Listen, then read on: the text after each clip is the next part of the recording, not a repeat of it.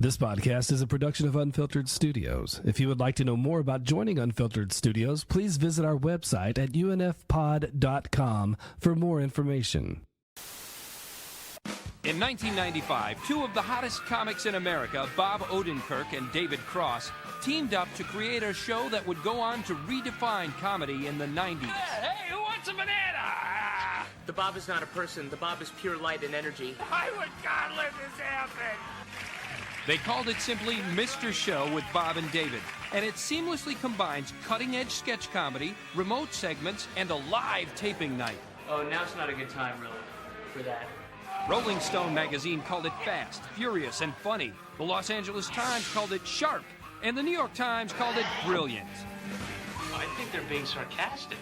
In less than 2 years, Mr. Show has become nothing short of a nationwide phenomenon. Dear Mr. Show, I really love you guys. With its very own website, Bob and David merchandise, and a fanatically loyal following that has turned the debate, who's your favorite, Bob or David, into the latest American craze. And action. Got my test back. Got my results. Yeah, they think, you guys have some pretty serious, health problems. Oh, you gotta take this right up here, buddy. What we like to do, if I may, is we like to break the rules, make new ones, and then break those. Hey, aren't midgets great? I don't hate them. Sure, they're Better than people. It's about time somebody came along, in this case, David and I, and said, hey, HBO, come on with us. With Mr. Show with Bob and David, HBO has once again broken new ground by giving their stars unlimited creative freedom. Results of this freedom? An almost family-like atmosphere on the set. And the love of their adoring fans. Bob and David take the stage. Yes, America's favorite funny men, Bob and David, have created television history one more time.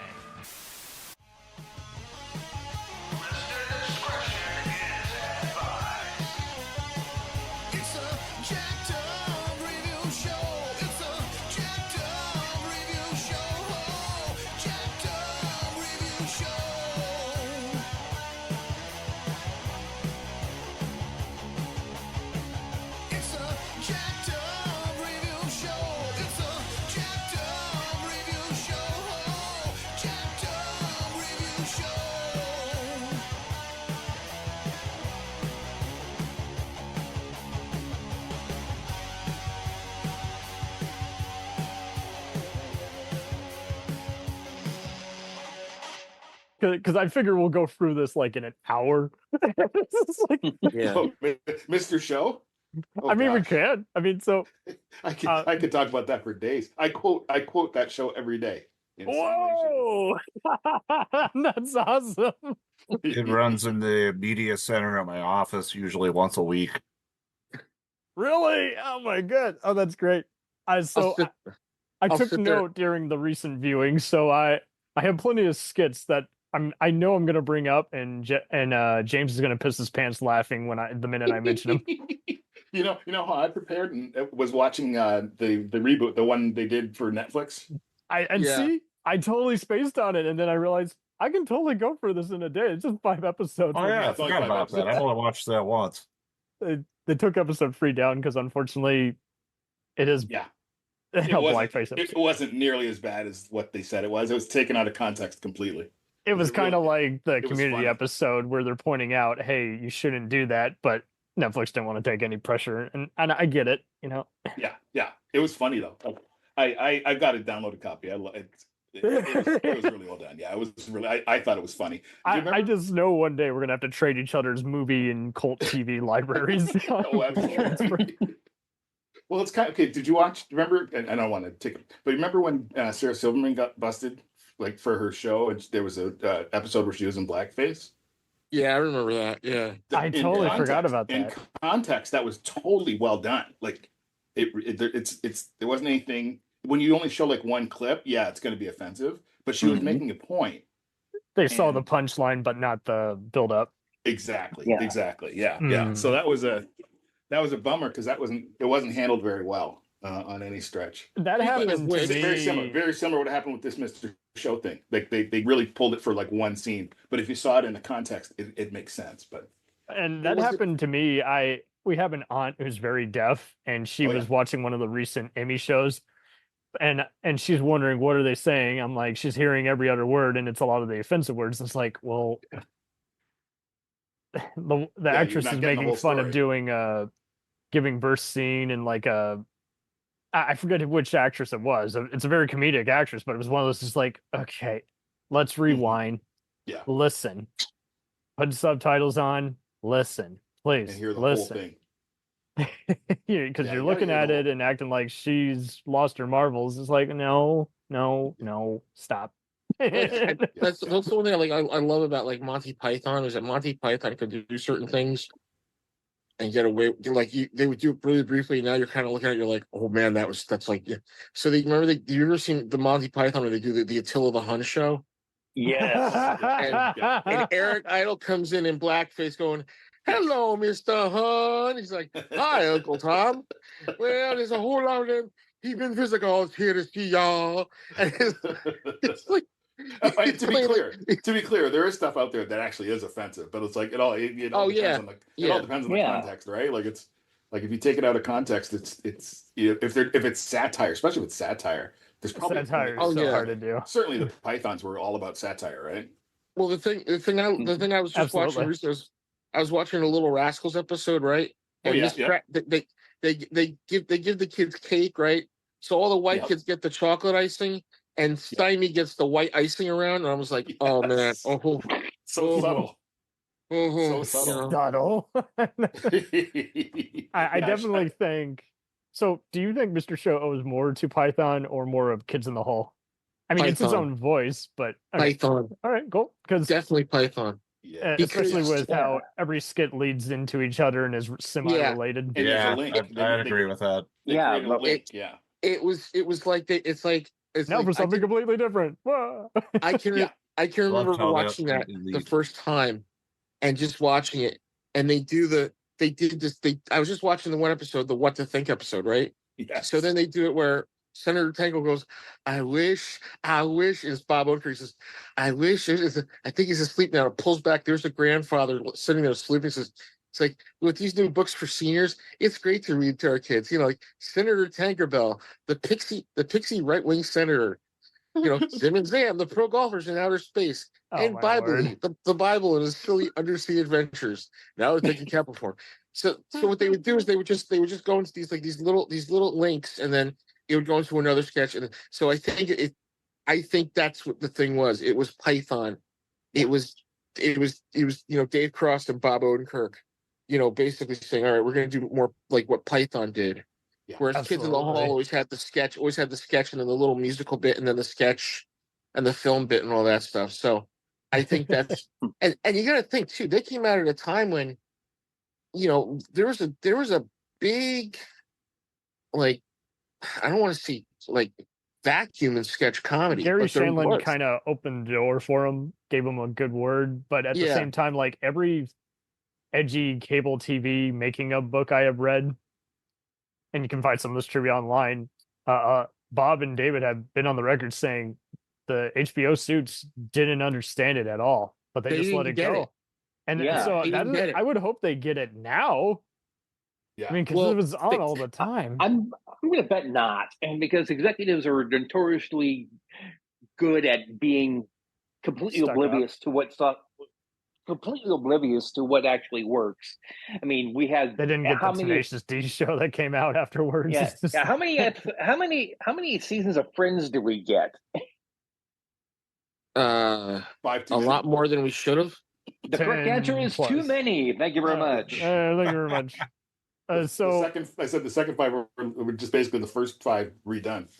Oh, there you go. Now I'm going to disagree a little bit with the connection to Python. Python didn't necessarily had the same elements as Mr. Show. The only thing that really separates them to me is that Mr. Show had that tentpole, that one thing that runs through all the sketches. With Monty Python, you had to add that occasionally, but not consistently.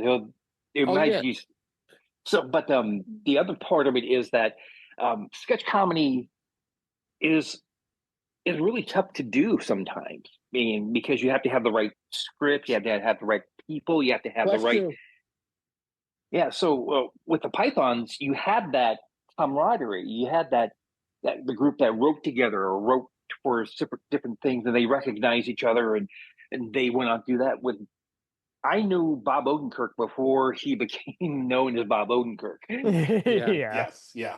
And then the same thing with David Cross. I kind of knew about him, but I knew him as more of I knew him from almost Men like a in Black, background character. and I knew Arrested Development was a thing. Oh yeah, there's right, was on that. I knew him from Just Shoot Me. Yeah. And I think I do remember him being in Joel Hodgson's TV Wheel, the one episode that he did. That's right. Was in that. He was in that, and he was really good in that. You know, that was good. So I think Odenkirk, I would get mixed up with Steve Odenkirk, but I mainly knew him as he's the guy who wrote for Chris Farley and Conan on SNL, and I'm like, okay, I had no idea, but so I'll just give a brief lowdown on the cast members. Again, this is before the whole Arrested Development, Breaking Bad universe. Bob and David are collaborating. Jay Johnston, you know him as being the guy on Bob's Burgers who got arrested on January 6th. So the less said about that, the better. John Ennis. That's another good reason. Sorry, Jay Johnson. That's another good reason to go back and watch the With Bob and David, because there's one scene in there that's like, oh, he shouldn't have shot that one. Yeah. There was. Sorry, I didn't mean to interrupt. No, it's a good idea. What was it? It was the scene where it was a segue from. What was it? It was the sketch where David Cross is going on about betting his doctor, and he's going on, I bet you can't save my leg, I bet you can't save my other leg, and does this whole thing, and then he realizes he shouldn't have made these bets, and they segue to a guy in a Klan hood, and he lifts off the Klan hood, and he says, "Welcome to the KKK," and he goes, "Oh, I guess I can't be president anymore." Oh man, a little too on the nose. A little too. Maybe that skit is what brainwashed him and said, "Hey, I actually believe all this bullshit I'm saying." Oh no, that'd Jay. Be a great story if that's what made it. That's what did it for him. Thanks, Bob and David. Yeah, they'd already worked. No, it's fine. They'd already worked before on Larry Saunders and Ben Stiller's show. John Ennis, you've seen him in the Twin Peaks revival, and wait, was he the heavyset guy? Yeah, with the giant beard, and he's pretty much in every scene is always like, "What is happening?" And yes, Scott Ackerman. Scott Ackerman. My gosh. Yeah. Comedy Bang Bang, Brian Posh, another Just Shoot Me, Big Bang Theory guy, Paul F. Tompkins, featured podcaster, Paul Thomas Anderson, collaborator, SpongeBob SquarePants himself, Tom Kenny, Jill Talley, who's been in a lot of these, and constantly in the background you'll see Sarah Silverman, Jack Black, and Marilyn Rajkov. Guest appearances by Michael McKean, Marlon Wayans, Ben Stiller, Becky Thorne, Jerry Minor, and Janine Garofalo. Brian Doyle Murray. Right. That's right. And John Cryer. John Cryer, really? I had to squint my eye. Like when what? they do the sketch where it's the fat kids versus the Buddhist monks. They're like at the end you see John Cryer and they go, "Ducky," he goes, "Yeah, come on, get in the fucking car, assholes," Was this ever syndicated anywhere? I don't think I ever saw it on IFC. No. Instead, they showed the Run Ronnie Run movie, which they disowned on HDNet a lot. And I'm like, they said it was a bad idea. They did it anyway. And then New Line, I think, took out a bunch of scenes to make it more random. So it was just like, okay. It's like, I always kind of look at like Run Ronnie Run as the forerunner to like, what was the one? The Kids in the Hall of Hard Candy. No, not the Kids in the Hall movie. No, the one, the one from the guys that did Tom Goes to the Mirror. Well, that was another Bob Odenkirk produced venture. So but I'm saying the two guys, David, what was it? Tim and Eric. Tim and Eric's awesome movie. Oh, Tim and Eric. It's like Tim and Eric's awesome movie. Like when they did that. It was like Run Ronnie Run and Tim and Eric's awesome movie. I kind of watched it. I was like, okay, I kind of make sense of it, but I don't make sense of it. I had more fun with Tim and Eric's movie. But this one is just like it's watchable, but it's like I'm not laughing other than the Jeff Goldblum skit. Mary Lynn does have a funny scene though as a hippie who's like meditating, and you're like, what is she doing? You know, I met her a year ago this week actually, at a Really? comedy show she was doing, and she was lucky duck. amazing. She's amazing. And I said to her, I walked up to her, we were talking, she saw my 24 shirt and we started talking about that. And then I said, you know what I really liked? Rap the Musical. And she just started laughing.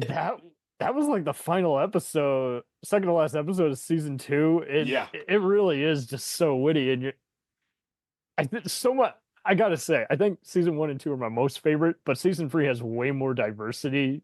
And 4, I don't think they were out of steam. I think they just kept going on, and then they were like, we want to do something different now. But like season 2, like episode 5, the Rap the Musical was just like perfect. Like it wasn't derogatory. It was just like, here's our interpretation of rap music and how we can rap about anything and make it funny. I'm just a little gold tooth. I'm just a little gold to like Mary Poppins. Boopity bop bop. And that same episode, there's another skit, and I know James is gonna lose his shit over this, where there's a unusual family that owns a porn store. Oh yes, the red balloon. Oh, right I love how they keep getting the kids. The red balloon took them to the store. That's the beautiful. And it's so funny. It's like they own it, and they're like, "Hey, don't be doing that." I'm like, "Well, we live here. What else is there to read?" Those vibrators put you through college, young man. They're like a religious Mormon family or some shit. Another guy shows up and he's like, oh God, yeah. How much are the peep boops in the back? the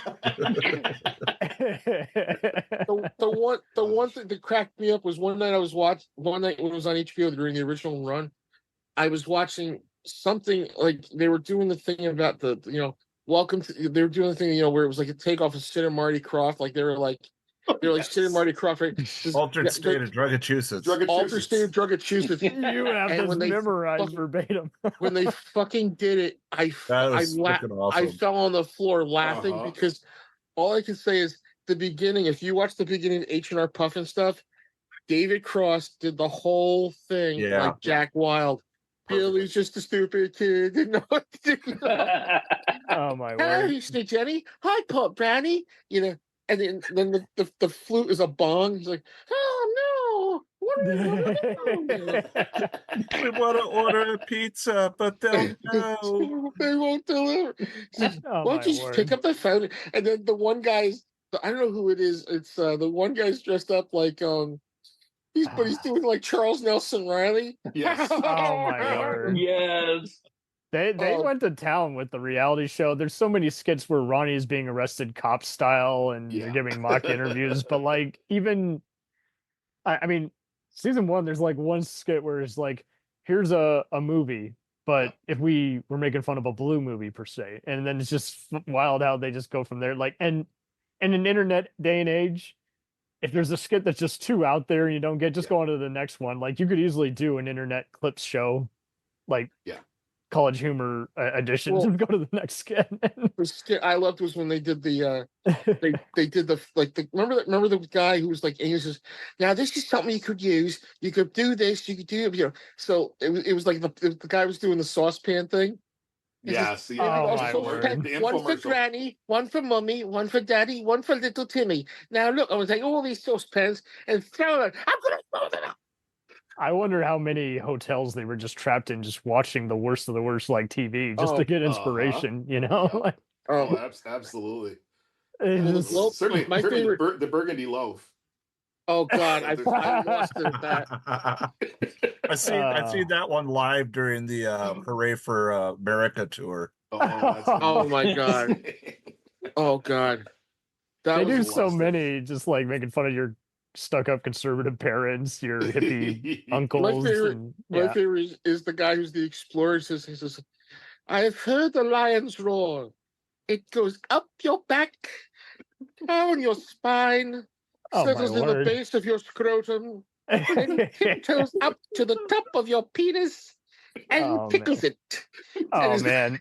He's like, I've seen it went over my many ass nipples. And it's like, yeah, season 1 and 2. He's like, you have no idea what words mean, do you? They You know, mentioned cock rings what I really a lot. what I really like about the show is how they would just take words and just smash them together. Yes. I mean, my business card right now, it says Wile E. Coyote Genius because I own WileECoyoteGenius.com. Yeah. It takes it everything that I do. But when I run out of those, my next card is going to say Windermere Hankin, the mayor of television.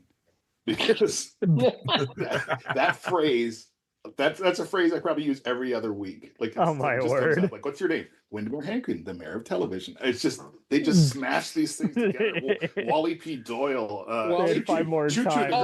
Oh God! No! That was the best. That was the best one. It was East Coast and West Coast ventriloquists going at it, and then they have the talk show. There's Professor Murder. Who was the other guy? Yeah, and then they have Pickles. There's one named Giggles or something. Yeah, Giggles. I'm gonna fuck you like a bitch, Doyle. Oh my God, yeah. And he's like, wait, no, that's not me. I swear that's the puppet. Yeah. and then and Tom Kenny saying sales of ventriloquist CDs have hit an all-time high. Oh my word. In the tens of thousands. So many ventriloquists. Well, and remember, then they link later. I can't remember if it's in the same skit or if it's later in the episode. They're like, by the way, a murder of the ventriloquist has been linked to all these CDs, and so they're treating it like rap music, fear mongering. Yeah. It's causing our kids to get violent. So they're having a meeting of East Coast and West Coast ventriloquists. So the ventriloquists are out there going, we just want to have a good solution to this. And then it cuts to the interior where they're having a meeting. It's all the ventriloquist dolls sitting around on a table. Yeah. Oh my word. Well, and the crime scene was the guy lying on the ground with blood on the sheet, and then the ventriloquist doll covered with the smaller sheet. Oh my word. Yeah. It's like he had to have Professor a separate. Pickles. And then the wife goes, we asked his wife gave a present, and she just goes, oh, you men. And then that's what they called the episode. You men. Did you ever see the one where they did the takeoff on Amadeus? Yes. That's like earlier, I think. Yeah. No, that's later. Was it Fallujah? Fallujah, right? Oh. He's supposed to be like, he goes, Heaven Hanford, the 1112th president of the United States. Yep. That's a great. And the whole thing is like, he's like, Salimi, I am with child. I will come to bear. You will bear me a horn section, woman. All you give me is brothers. Oh my word. And then he's like, he just, it was just so strange. Just zany as hell. You're like, there, you're stalking me at every corner. There's Jay Johnson dressed like this ghoulish maker going. Oh man. They dressed him up so scarily at times. And then, but the one I love is riddle me this: why were they obsessed with cock rings? How many infomercials were they watching for that? It's Cock Ring Warehouse. Cock Ring Warehouse. Oh God! I want to say it's because that earlier sketch where the family is making money off porn. Probably, but like they mentioned it like earlier in like season 1, and I'm like, man, okay. The one I loved was the one where it was Reverend Columba. I don't know who played Reverend Columba in that sketch, but he just be kind, rewind. Be kind, rewind. So then it turns Jack into Black stole that. No, it wasn't him. It was this guy. It was this one dude and David Cross. Then it turns into I just mean for his movie sketch back in 2008. Be kind, rewind. It turns to a Batman sketch. Like, it's like holy Hebrews Batman, like that, Yes, that's right. Blam, and then it turns into bang, kaboom. Then bang, kaboom. Then goes to taint, right? It says, "Yep, I was the guy who they did this thing like it was like Boogie Nights, right?" So they're like, I don't want a picture of that. I want a picture of that. You don't want the picture of the flabby baddie or the who doesn't know. I want a picture of his taint. That's what I'm gonna do. It's insane. That man's taint. Save my man. It's like he's like, so that Odenkirk's in the corner doing like the imitation of the Colonel from Boogie Nights. He's got the cigarette and everything, and then he cuts over. He's like, taint nothing, taint your wagon. Yeah. And then it cuts to him having a party. Says, this is Marty Fells or Marty Johnson, our new. Yeah, I got a 10-inch taint. And then he gets beat. he was beating you. Of course, decency got him in the end. Captain Decency a professional wrestler. He says, "How's he looking?" I don't care if his head's in a fishbowl. I just want to see what he looks like. The doctor opens, okay, all right, opens the door, but there's David Cross's head in a fishbowl. And they start playing Dreamweaver over it. Holy shit. There was a lot of fun music covers, man. Does anybody remember? I heard an interview with Odenkirk, and he was talking about the story of Everest. And when he tells the story, he tells about the audience, because the story of Everest was the guy that comes home and they're waiting to him for the story, and then he falls back against the thimble collection. Yes, which is hilarious. Except if you're in the audience, you had to wait until they set up all. They had to set everything up again. Then they had to shoot the scene over again. Then he did it again, but he did it like 7 times. Oh Lord! People were there for like hours, and they were like just getting more and more pissed. That they're like, it's not funny anymore. It's not funny anymore. But it was like, it's okay. We're recording it for the thing, but they made the audience sit there through the entire. I think that's what I loved about it more. Just like any good improv show, like you're actually seeing them participate with the audience at times. Sometimes even ask them to be up on stage, and half the time, the comedians are already in the audience that are going to participate. So that makes My favorite was the one guy's moving out, and he's got the 3 landlords that are all foreign.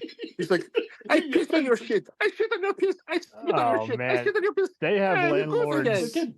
We are friends again. Oh, don't forget in season 1 when it's just like they go all psycho. It's like it goes from being a landlord to where it's like a mock fight scene or something. Ow! Yes, I care about you. And I gotta bring up season 3 where there's just a wacky intro where David Cross isn't sure if he's playing a version of himself or vice versa. Yes, the audition, right?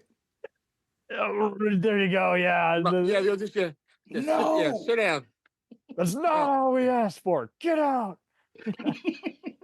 Which I think he does again. I think he did it on Arrested Development, or a version of it later. He had to. Yeah. And I love in that same episode how there's a Santa Claus portrayer is being held hostage. This guy doesn't get it, and then they start beating up Bob, and they're like, "Why? Oh, no reason." Ow, that hurt. Why are you doing that? I don't know. Just no reason. I love the one where they did the guy Grass Valley Greg. What did he invent? He invented the delete button or something like that. Oh my god! Yes, that's what it was. There's something like that. Yeah. And he's like he's made me. He's like great. It's like he interrupts a sketch where this guy's going to be like, where Bob Odenkirk comes home and says, "Mom, Dad, why did you say I was gay?" He's like, "I am not going to have," and like he says, "You are going to be gay, damn it." And he goes, and Brian Posey comes in, and he goes, and the mother goes, "Rodrigo, do your stuff." And he's wearing like chaps with like Daisy Duke shorts on, and like a leather jacket with a fishnet shirt on. Become gay. So then all of a sudden Dave Cross comes in. He's like, "What are you doing?" He says, "Come on, Tofini today. Come on, let's have Tofini." And he's like this like millionaire who's like, the accountant goes, like he's like, "I saw you take a little thing of tofuti and you threw it out." I'm like, "Just don't want it." He's like, "No, you have to have tofuti. Hey, you want some cotton candy made from spider sugar? It doesn't hurt the spiders." Oh my word. It's like what the it's like we talked to Grass Valley Greg's he one time had the entire nation of Canada sing happy birthday to him. Oh my lord! You know, it's all this shit. I remember. And then he says, he has goats with him. Yeah, the goats are mentally retarded. It was just holy shit. I got to post some stuff on the site that I run for the theater, for just some of the sketches that they did that were really funny. You know. Oh yeah. You know, I mean, did anybody remember what sketch got them hooked on the show? I actually don't know. I think for me it was the Overcome sketch. Yes. With Dave playing this guy who was supposedly, if you ever watched the, like any religious channel, they always have some guy on who said he was gay, Yep. And then he announced it. Then he would go. He's like, first we meet Daryl's. It's going. Daryl's temptation, this homo sensuality, and it cuts to in like 1984. It's like, Greg, put the camera down. God damn it, get over here. Come on, join us. Then it cuts to going. I was brought in by the homosexual cabal, and I realized it was wrong. Oh, and then he fell back into homosexuality again. It's 1986. He blows like a party here. Goes, I love you all. Then you see him like going down on a guy. then it cuts back. He says, it cuts back. He says, I realized I was just living a lie. This is really how I am, and I'm married now.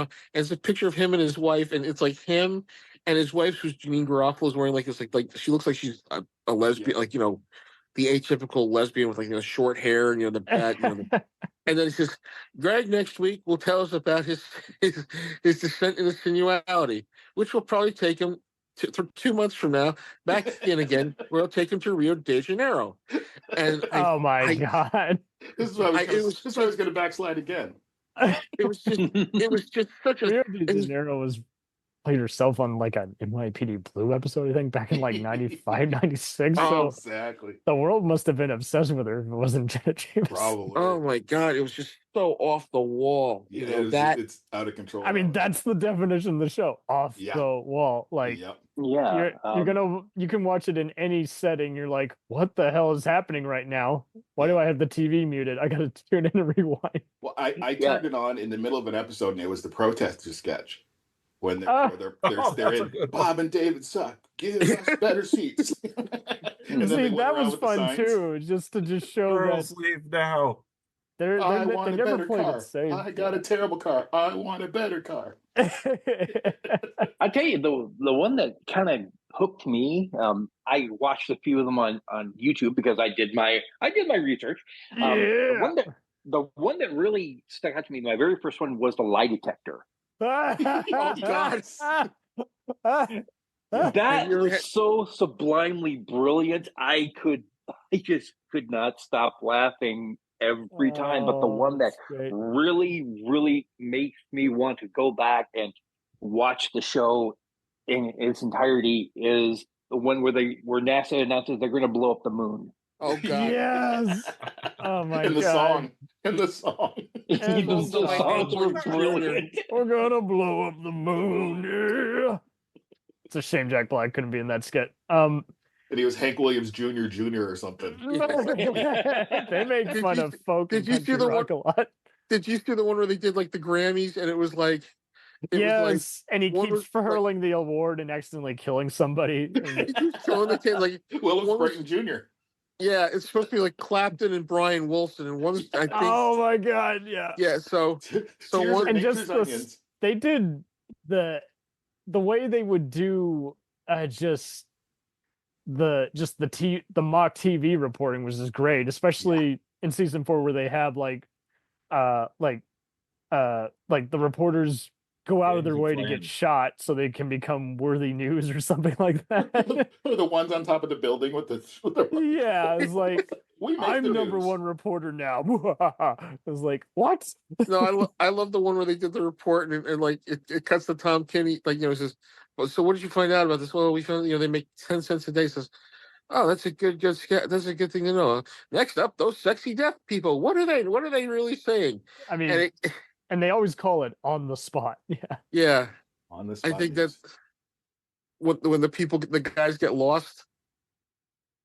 Did you ever see the one when they're doing like they've gotten lost? It's like, well, we're 2 hours in the search and we already have a vigil going on for these people. And it's like they're just in the woods somewhere. They'll come back, And they always do that. It's always there's always someone in doubt, and you're like, what?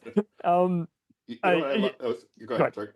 Oh well, to Tom's point, I did love how the lie detector was used on its own creators. Also, I mean that's. But yeah, sorry. Everybody's got to go find that sketch. It's on YouTube. And Paul F. Tompkins's reaction to the one thing that he does. Yep. It's just like oh God. Oh God. He shudders on camera. All right. The thing that really it really still solidified that one for me in my mind was the fact that somewhere during the sketch they say, "Are you sure this thing is on? Or is it? Yeah. Is it broken? Is this the most pirated bizarre TV? stuff." But yeah, sorry, you're right. You were going to bring up something. I like the news segment about the Devastator. Oh God, yeah. That has one of my favorite lines. One of my favorite lines is, "I ain't afraid of no roller coasters." Oh my God. We're getting We're getting the hell out of here. Coupon the movie. Coupon the movie. Oh my word. By law. I went to the Farrells and they're having a sale for tube socks, like 2 for $6. Oh really? When does the sale end? 3:00 today. Oh man. And in the in-app movie audition, in that same skit, there's a lot of music gags, and they even spoof Weird Al, which is even more meta. But like, but do you remember when Bob and David are being co-workers at like a boring office job, and they're like, yeah, let's see who can convince the other that they're having phone sex. Hi, this is Peppermint. They're trying to do it without being caught, and people are like, "What are you doing? What are you doing?" Hi, my name's Raven. Yeah. Oh, just yeah. I'll get that report for you right away. No problem. Like, And they cut it close so many times. And then, I think at one point he's like, "I don't know why I'm actually feeling like I'm getting turned on." I'm like, "Oh my word." Well, Steve Odenkirk made an appearance in that as the Weird Al character. Yes. Did he really? Oh, yeah. He was playing the Weird Al equivalent. Yeah. Because Dave's doing the thing called Superstar Machine or something like that. Superstar and Machine. all throughout that season, they got the goods. They got the goods, but then all throughout season 4, they do that recurring like crazy restaurant skits. But I love it where it turns into like a Goodfellas spoof, and they're burying stinky. It's a sloppy made for TV edit, and they're burying stinky business suits. He's like, 24 is the highest number. Yeah. You flipping idiot. Look what happened. You stupid Chinese dentist. Mother father. You mother father. Yeah. Chinese dentist. You gosh darn Chinese dentist. Tommy, what's a good gortion? A good gorsh. What's a good gorsh? I like the one with the guy who's the beauty pageant guy for fetuses. Yes. Oh my word! Oh yeah. Yeah. Or they do the Make-A-Wish Foundation, but it's like not a Make-A-Wish Foundation. There's that. Do you remember the TV watchdogs who are literally blinded and they form a bad health skit? Oh. As the end of season 4, but I also loved how they did the Medieval Kingdom skit. Yeah. Like if it were a sitcom or some shit.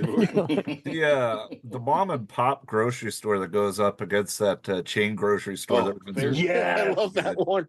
That's the one I share most. Fairsley's. Like, if you're going to start with Mr. Show, watch Fairsley's. You'll either hate it or love it. It's a good test run. We have the best meat, the best eggs, the best cheese, and we won't sell your kids into child slavery. Oh my God! Our stores are not on fire. But we'll always guaranteed we'll always have apples. Apples. We always have apples. One of the sketches because the Brian Polson and diaper going wang wang. I'm Len Fairsley. Oh my word! We've had new security cameras. Yeah. His stores keep getting like down to 1, and then he's on the back of the truck by the end. Back of the truck. The back of the truck. Grandpa, how much? Shut up, kid. I think the one I loved was the what was it? The one, oh shit, the queen comes. Says, how would you feel if I tells you to say goodnight if I was to say goodnight to you, and then walk out and not anybody? Oh yes. So this is like, where's the queen? She's outside. Are you kidding? No. She's out. And they start chasing her. She's on like a motor scooter, And then I love the one where it was the Pope being chased. Oh my word! And it's like he's like pardon me, we have special leave that the Pope may have been involved in this. So then it cuts to like the Pope is in a white Bronco being chased by the cops. That's right. And then it's David Cross as a guy who's a Pope expert. And he says, "Well, what's the thing you most hear? What's the thing you most hear at the Pope Museum in Canton, Ohio? Hey, what the hell are you doing here?" And oh my word! There's so and how many things... times did they spoof the Church of Satan? Oh god! Oh god! Like endless amount of times. And I got to bring up and near the end of season 3, there's like I just that one of the final episodes like just was on fire. Like David Cross breaks into an intro song, "I forgive you," and then I loved how there was an aging Navajo skit. And but the highlight for me was the Vietnam War movie, The Hell in a Handbasket. Mm-hmm. It's just like, man. I like the one they give the last black man in Mississippi to get, like, here you go, here's official Mississippi bucks. Oh my word! Mm-hmm. And they did that. Oh, God, then that goes back to the first episode. Yeah, do you have change for $1? No. Yeah. Tell him no. Yeah. Tell him no. Let me see. I like the droopy character always cracks me up because it's like, oh my word. It's like, can I have it's just like, keep the change. Keep the change. And then Cross comes in as like this hipster. He's like, "So did you see that movie last night on TV?" "No, I don't watch TV, nor do I listen to the radio, nor do I do anything else." Victrola. The Victrola. Like, so then it cuts to these two Kid Jersey, and what was the other guy? And they had Crickets. Dickie and Teddy, I think. Yeah, Crickets. Yeah, it was Megaphone Crooners. Megaphone Crew's like, time machine, God, this time machine, electric sports bra. And Tom Kenny says, "I wonder what happened to those guys, Kid Jersey and David." Oh my word! Oh wait, they're right over there, and they're like working in the movie theater with them. Oh my god! My son and I will look at each other and go, "Electric sports bra, electric sports bra, electric sports bra." Thank you. You've introduced him to it. I think he invented "thank you." He was the first one to say it. Oh my word! That sketch reminds me of the one with the guy who's like tied up in the Kids in the Hall sketch. The guy who's like tied up, and he's like he does like the show, fit to be tied, and yes. It's kind of like that. It's kind of like that crossover backwards to where the Kids in the Hall were. Do you remember Indomitable Spirit? Oh, yeah. Oh my I've got word. no legs, and I'm a woman. They're good. That one took a couple years before I really got that. I was like, "Oh wow!" Like that was. True story. The one I loved was the guy who's like, they make like a movie of the week where his parents are like like mentally retarded. Bob It's like, Lamonta. Yeah, it's like what'd you See, get? he knows. Bob, what'd you get for lunch? Peanut butter, dice, an egg, and silver. And then they do that movie. They did this movie like a couple years ago where the girl was married. The girl was like born. She was normal. The kids, the two parents were like mentally retarded. And I was like, holy shit! They just did an hour and a half of Mr. Show. Oh, there's so many things that sketches that they did where it's like that really just happened. Yeah, certainly the McGreeley political the. We'll return after these messages. If you like small town mystery, crazy news, and wild history, then the Florida Men on Florida Man podcast is for you. Each week, Josh Mills and Wayne McCarty bring you the absolute best Florida has to offer. So if you're looking for a show that's safe for the family, but funny enough to help you escape everyday life, then listen to the Florida Men on Florida Man podcast. That's Florida Men, plural, on Florida Man podcast. Hey, it's Brent Pope, the host of Breakfast with Brent Pope. You've seen me on some of your favorite TV shows saying things like, "Give it up, Jimmy. You got to sink this putt to win." On Breakfast with Brent Pope, I sit down with guests from the entertainment world, and we do it all over breakfast. Or should I say Brentfast? Every week on Brentfast, you get inside Hollywood info and tips, great breakfast wrecks and foodie debates. Most of all, you get the most delightful 30 minutes of your week. So dig in. It's Brentfast time. Listen at Brentfast.com, Apple Podcasts, or wherever fine podcasts are found. I've never been to a sports bar before, and I'm really having a blast. And I wanted you to try watching Bob and Dave on Mr.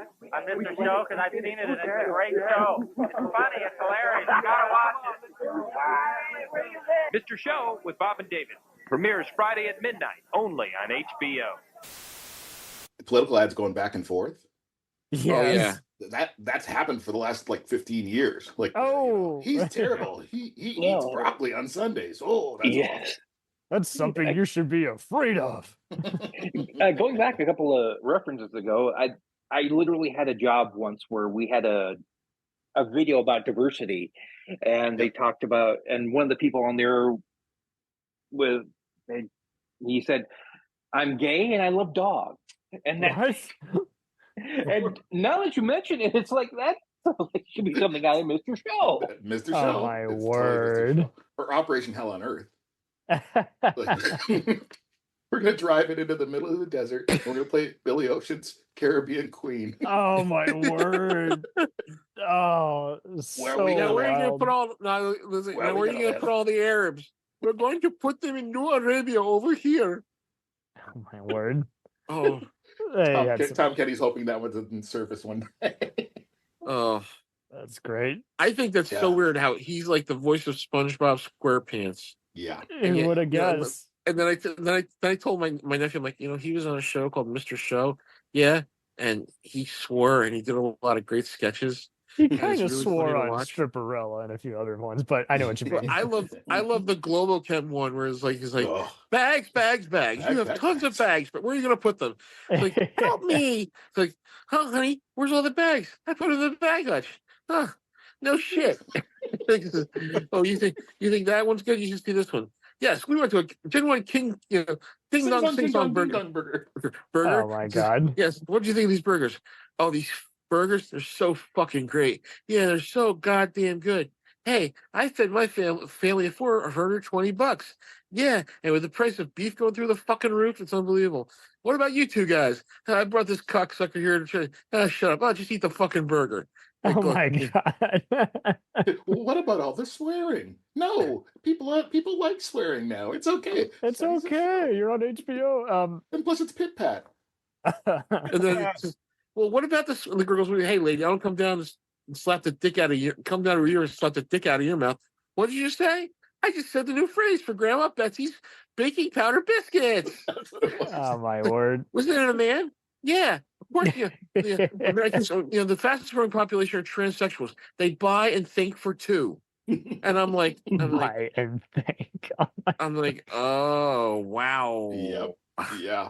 Do you remember when they spoofed Inside the Actors Studio? Yes. Oh, that was good.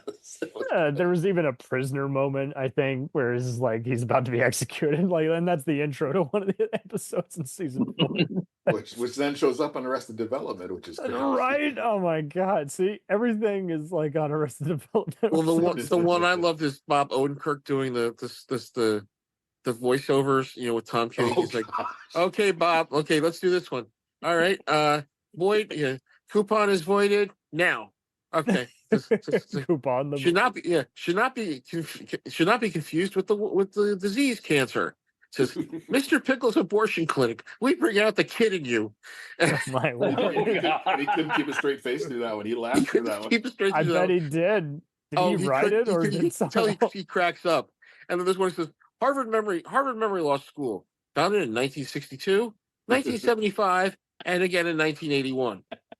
Oh my God! What about the Hitler clones? Oh my word! Only Hitler. That felt like it was like a total like drive-in movie kind of like parody. Is like makeup on him was the best. All in the girls' room. I feel like I understand my character. Ooh, yeah. There's so many ones where you're like, oh my word, like and. I think the thing is, I don't think any other comedian could pull it off. Like, they just wouldn't. No. They wouldn't know how to restrict themselves and how to, like, know when it's like, okay, point made, go on to the next crazy moment before you even have time to think. And segue quick, right? Segue, yep, quick segue. I mean, there were some sketches that kind of lost me, like the one where they did the House of the Future. or the House of Tomorrow. Oh, that one's hilarious. I find I gotta watch it again. I gotta watch it again to get it. But it's like if you're not feeling it on certain days, you just got to come back to it. Like some of it is going to even be even better. Like if anything, I think this predicted the House Adult of the Swim. Future also had I'm with rapist lead in. Larry Clayton. Oh God. Oh my God. Rapist here. I'm with rapist.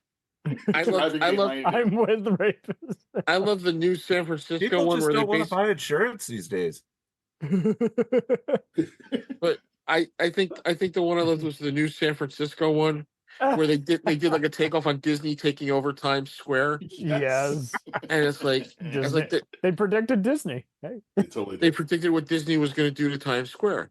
Make it family friendly. So they're like, hey, there's shopping. Look, oh honey, look, there's gay people. No, come on, let's exercise. Work it. Does that lead into the same segment in season 3 where Bob just like streaks into like a bar just butt ass naked? What is it called? Streakathon or streak? Yeah, it's like Streakathon or something. 97. This is and everyone's giving a thumbs up. Nice ass. That's a pretty great streaking. Oh, he gets beat up too. He does. Yeah, that's right. So talk about he's like crying away. He has to redress. They make him put clothes on. I'm so ashamed. I have to put on clothes. Well, and the funny thing was when they discovered that you could play off they had the guy that would end sketches. He would just walk around and go, "Okay, you're done." I feel like that inspired the interrupter on Conan, kind of. Yeah, for sure. Well, one of those kind of like a Monty Python bit. Yes. The night they were coming to hit people. No, it's the night that hits people over the head with a chicken. That's how they were. Yeah. Mm-hmm. Or with a fish. It's gotten entirely too silly. Stop that. That's silly. Stop that. I like good jokes as much as anyone. Except for maybe or the bad news breakers. Or maybe my wife. The bad We're the bad news breakers. I love the two little girls who just says the two little girls are like, you have cancer. Your wife's cheating on you. Your son's a home. They just say like the worst things. That was a good bit. Yeah. Oh God. That's great. Farting Gary. I miss that show. I mean, that takes me back to a time when it was like, it was like 2021 when that came on. So it was kind of like. Were you out of college? I was still in. I was going to community college, and I was just about to go to William Patterson. So I was just about to go to like the 4-year school, and because community college is 2 years, and then they say, okay, out you go. Yeah. And you did your time here. Go up to the big house. So what happens is that like I went there and like I was just telling people about this show. Yeah. Mr. Show, you should watch it. So they did have HBO on, and there were a couple people who watched it. But look, Mom, titties. No, go ahead. No. But the thing was, like, I'd come home from work like late at night, and I'd watch Mr. Show. I'd just turn it on, on a Friday night after Dennis Miller was on, because I'd watch Dennis Miller, and then I'd watch Mr. Show. Mm-hmm. And before that, they had done. And before that, they had done Hardcore TV. Yeah, which was the one that. Did you ever see that, Ryan, where it was like just various just bizarre skits, just basically like Mad TV on steroids? Oh, yeah, that sounds good. So they did one on Hardcore TV called Raging Bullwinkle. Yeah. Oh, I remember Raging Bullwinkle. That's right. Where it was done with it was like it's like Martin Scorsese and Jay Ward present Raging Bullwinkle. 5 stars, Rich George of the Jungle. I've never seen anything this good. It's Dudley Do Right, and it's like, hey, you hit like a girl. Punch me, you faggot. It's like, hey, did you fuck them? It's like he's just telling all the different segments. But they're doing Bullwinkle. All the De Niro's lines are being done by like a guy who sounds like Bullwinkle, and I think to God it's Billy West, because it's like he's like, it has to hey, be. you hit like a fag. Come on, hit me. Was that tied in with like Raging Rudolph too? No. That What was that Mad on? TV. That was Mad TV. Yeah, and that was That was before they full- did the R-rated Pillsbury Doughboy ones. Yeah. yes. I would be remiss if I didn't bring up a great season 3 skit. I don't know if it's on YouTube or not, but it should be, where a crappy drummer gets kicked out of the band, but he breaks his arm prior to them deciding to fire him. Yes. And he just can't take a joke. He's like, "Oh, I thought you wanted me in here." No, we were actually, you beat us to the punch. Like, I love the guy who's taking guitar lessons, and he's like, no. What was the one? The one I loved was the band makes the sex tape, but they don't realize they're having sex with each other. Scepter. Wicked Scepter. Wicked Scepter. Yeah, like he said, "Show me your weenus," and it was like. And then I love your weenus. And I think that's what they called that the episode, right? That was the name of the episode. Yeah. There's many of them. Those are the names of the episodes. But the one I loved was when they had the guy come in. He's like, he is your number one fan. Yeah. He fell into a deep fryer. He tried to commit suicide by trying to. That's Titanica. What was it? That was the Titanica bit. Okay, They yeah. had the song about killing yourself, so that oh my word, tried to do it. Oh yeah, He looked like a wet Slim Jim afterwards. He jumped in a vat of acid. So then it cuts to David Cross, and he's just like, he looks like a hot dog. Yeah, with with little arms and legs, like a Mr. Potato Head, but a hot dog version with his head on it. Do you want to? It's like, here's a T-shirt for you to wear. Well, they give him the lifetime pass to all their shows, and then they write a new song too called "Try Again." Try Again. They give him the lifetime pass to all the backstage pass to all their shows in the future, and then they pull the sheet back and they see what he looks like. And they're trying to take him back. I'm like, oh my god. He looks like a wet cigar. Oh, their music ones were so good, like Maryland Monster. Oh God! my God. Maryland Monster Pizzeria. Yeah. I love them. I love how they took the shit out of Oasis. They were like, "How you feeling?" Yeah, creamy. See, shame on any. The earth blew up. Bloody. I posted that a couple weeks ago when they announced the reunion. Oh, did you see? Wait, did you see the Fad? I love the Fad 3. Yes, the Fad 3. It was a little runnels to it. Yeah, it was good. Fad 3. Oh man. God. Or Jesus, or was it Jeepers Creepers Semi-Star? Jeepers Creepers was that's a great one. Jeepers Creepers was hilarious. That frickin' outlet in the middle of the where they're at just cracks me up so much. And I'm surprised so many actual suits didn't watch this. They must have been, if they did, they were probably intimidated. It's like, we thought of a crossover like that. How to tie in a pizzeria with a video game place. Yeah. What happens if you screw up? You got to wear the underwear of.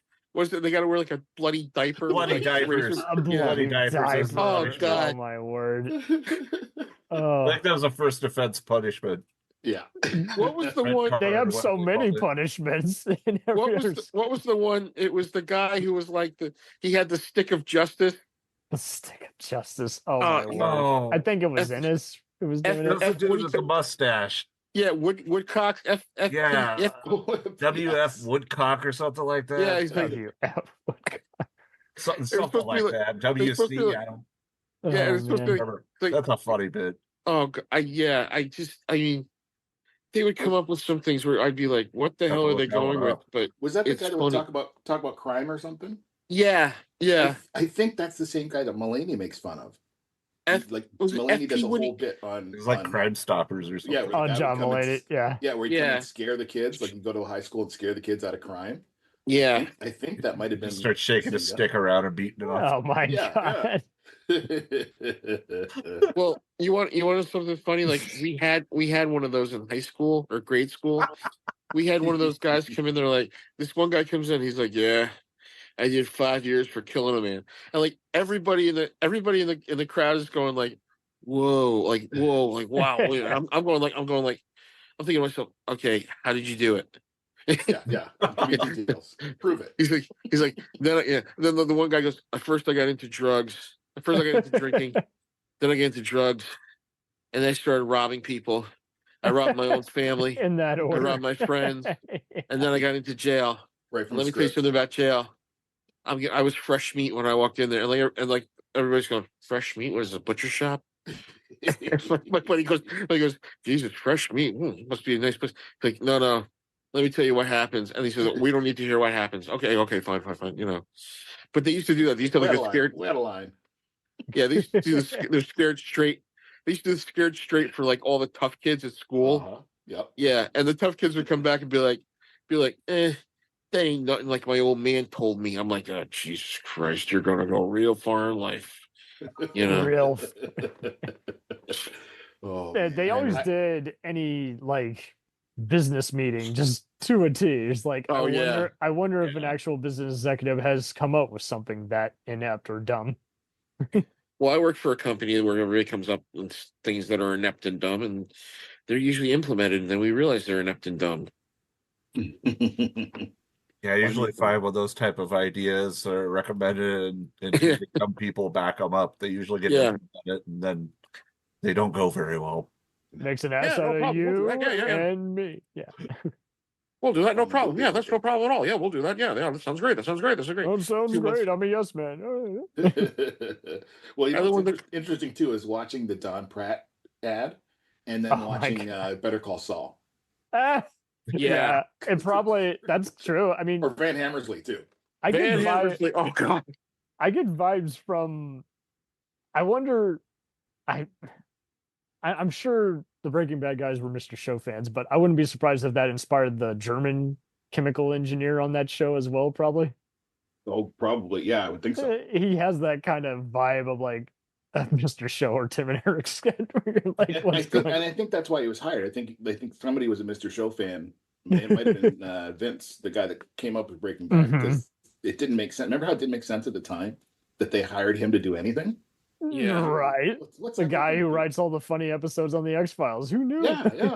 What's he gonna do on? Well, the X-Files? The thing I love about the Van Hammersley one. The Van Hammersley one is like I kind of look at it as like predicting what the future is going to be like for education. Because man, yeah. Because I love the fact that he's like now he's like there's old culture and here comes Crystal Rock bringing up the road. I'm like holy shit, and then he just 1,500 people were killed in a bus in London in 1957, and it was blown. This is here we are at the awards, the Hollywood Awards. Here comes Humphrey Bogart, Judy. here comes those crack-ups. And then and that's when Lincoln said, "Don't diss my homies." Don't diss my homies. You're right. That's like Schoolhouse Rock. Yeah. Educating kids with billiards. Oh my word! Oh God, yeah. Oh man, then you take the sum of the parts, divide it by the square, and that's how you get quantum physics. They did do a few. Totally. They did have a few animated sequences which were really good. Like, even though it was just, parody, but like kudos to the puppeteers and I think the one I loved is the one who takes the burgundy loaf one and he flies through the air and then he drops it and hey, look what I got. Let's see what's in it. And it's just Bill Richardson of Bob Odenkirk puking at the end. Yes. Which is how they started it, right? I quote the promises from time to time to people. Oh yeah. Oh gee. What was that one? Wait, what was that one? I'm not a lawyer. Oh, Don Pratt. I know when to leave. Oh yeah. I promise not to have sex with you. Oh my word. The Don Pratt. I might have the order incorrect on that, but they were something like that. Yeah, that's the Don. Well, that's the other thing too. Like, put them in any order, and they are funny. Like, I am not a lawyer. I will not try to have sex with you. I know when to leave. I know when to That was the third promise. That's right. I know when to leave. See, that's I went brilliant. to say goodbye, and he was gone. Oh my word! See, I'm whoring myself out here, aren't I? Does anybody know, like, who played the talking junkie? Oh, because that Mr. Ed thing was it was so good. That was a good bit. I didn't recognize. There were so many times where might have been Ackerman. Sometimes you can make out their voice, and other times it's like, I wish you guys would credit who you're playing. Like a Robot Yeah, Chicken. exactly. Would have cost extra to credit people though. So Please. Well, the thing I love is Dino Stampolopoulos is in that show. Yes. Oh, And he before would go on- Community? Wow. No, he would do Morel Orel and And who's the other one he did? And Community. Yeah, he did Community, he did Morel Orel. Moral. I wouldn't have watched Morel Orel if I hadn't known that he was involved in it. Like that Yeah. show was super hard to find, but man, that show's funny. Davey and show. He piss off on Davey and Goliath. Yes. I remember watching that when I was super little. Yeah. Davey and Goliath. Oh Davey yeah. Goliath or Moral Oral. Davey and Goliath. That's okay. I think that's what made Morel Orel way funnier to me. Oh, totally. Yes. Doctor Davy. I don't think I would have liked it too I don't much think if I we should go wasn't down the familiar. well. I don't think it's a good idea. I forgot he was on the Dana Carvey know. show, though. Oh, that's right. Otto Peterson had one of the best things about Davey and Goliath. He says, you could watch Davey and Goliath like 6 o'clock in the morning after a mammoth crystal meth binge. Oh my god. Because the thing was, it was like it would come on like it would be Sunday morning, and like Sunday morning you don't want to watch cartoons, but then all of a sudden there'd be this dun, dun, dun, dun, dun, dun, dun, dun, dun, dun, and you'd be like, and the In that horns, order. brought to you by the Lutheran Church, and you realize the guy who played Otis the drunk played the voice of the father. Yeah, that's right. Oh my And word. the mother was the mom in real life. The mom was the voice of Gumby, I think. Oh, man, I didn't know that. Oh, what? And Whoa. and the thing I love is like if you got to look it up, you got to watch Opie and Anthony and Otto and George, the Officer Bob sketch, and it's hilarious when they talk about Officer Bob. Because Officer like Jimmy's like, yeah, Officer Bob was let go of the when somebody found his supply of German shit porn in the closet of his house.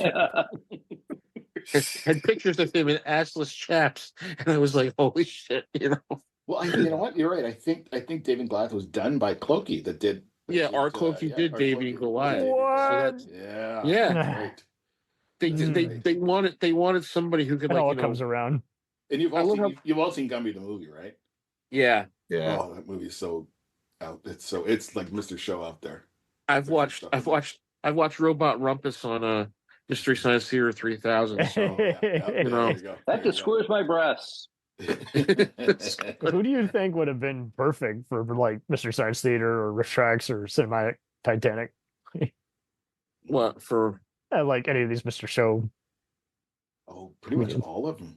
Like, I think the guy. Everybody on that show was great. Paul Tompkins seemed to be more of a reference. Paul F. Tompkins. True.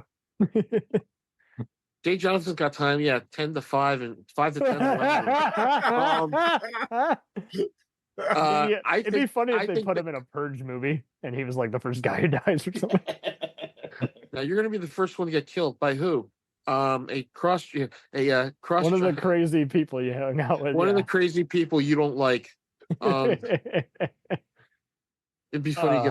He gets killed by Odenkirk. It's just like he's just like you traitor. Kills him like Molly Rom in Indiana Jones. You betrayed the sketch show.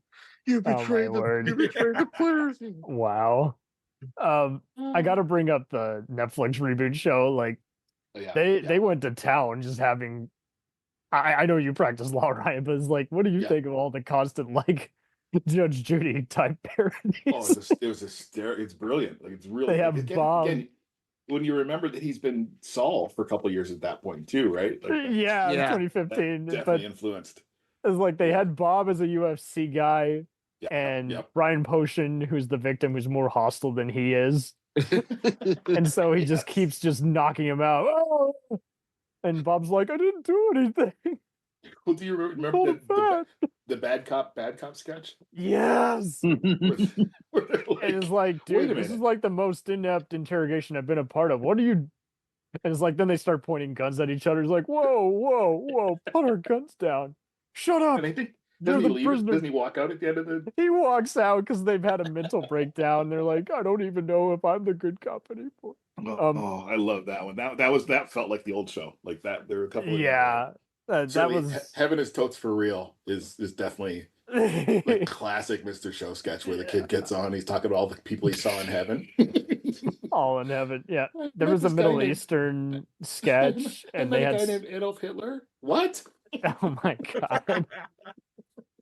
They had some Middle Eastern comedians on there who were really awesome. And network exec skits, and there was an Oscars mock show and a fake bait movies, and Forget Brewster was with Bob David, and he's basically making fun of they make fun of kind of Grey Garden style documentaries on that, and even Documentary Now, but there is you can totally tell they are making fun of just all these movies that are classics, but no one knows how to explain why they're classics.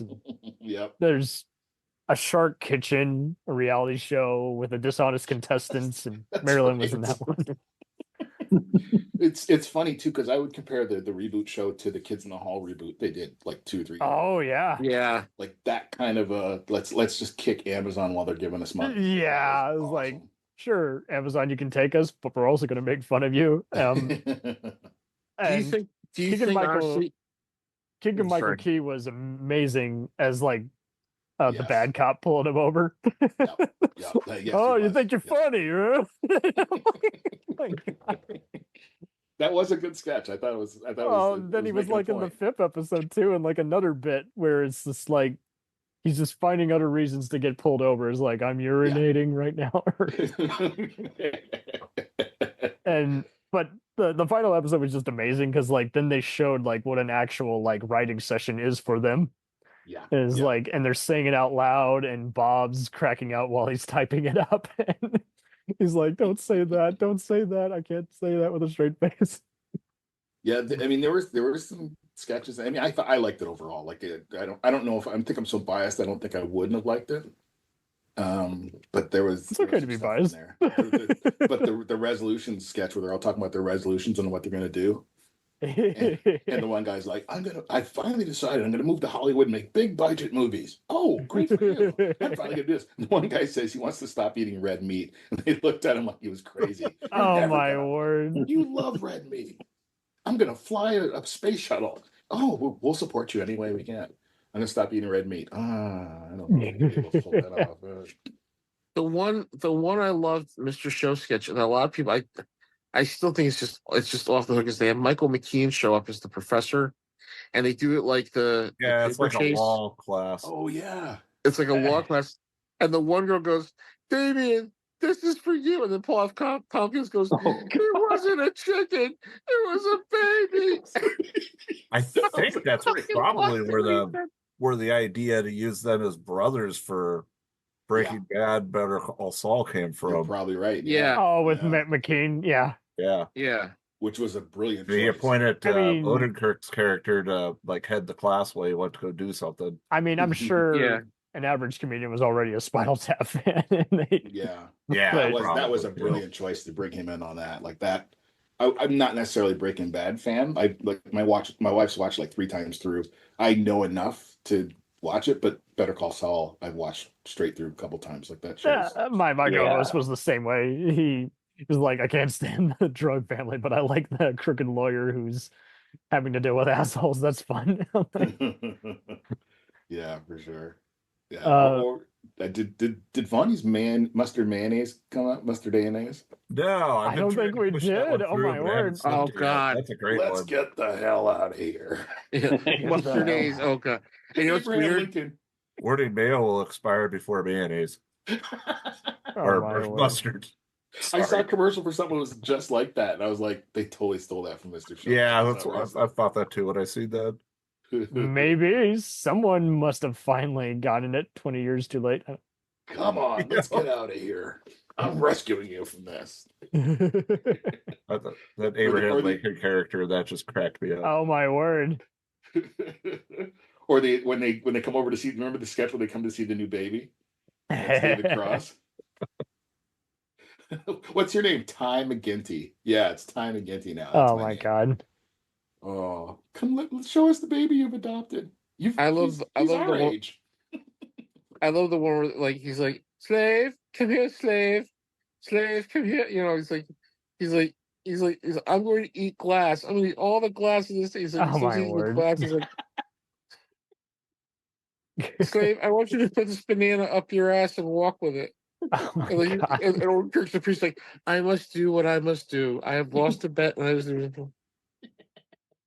Oh man! What was it? Was there a sketch with Kato Kaelin in it? No, Yeah, that was I the think one there where was. Show, right? that was the one where the actor actually has brain surgery to play like a brain dead person. That's right. And it's Brian Austin Green. Brian Austin Green brings Kato Kaelin in, I think. Oh my and I was word! like, I was going like, what the fuck is Kato Kaelin doing? But I think they just were like, hey, you want to come on? You know, while you're still relevant. You know, and I think they said that to Brian Austin Green too. But you know. Let's do it while you're hot. Do it while you're hot, quick. Let's do it while you're rocket hot, okay? Oh man, I'm telling you, I honestly, I wish I was lying. I quote this show at some point every single day. There's something that comes up every single day where I do it. You know, I say so, and half the people in the room, I'm gonna need a hacksaw. Yeah, no idea what I'm talking about at all. Or you know, when I say set your crank to Frank. What was the line? I ain't afraid of no roller coaster. Like I've said that just for fun. Well, I'm 2 minutes underwater. I just love the one where it's Senator Tankerbell. He's like, now I'm here at this Valdosta, Georgia for this folk festival in Jelly Off.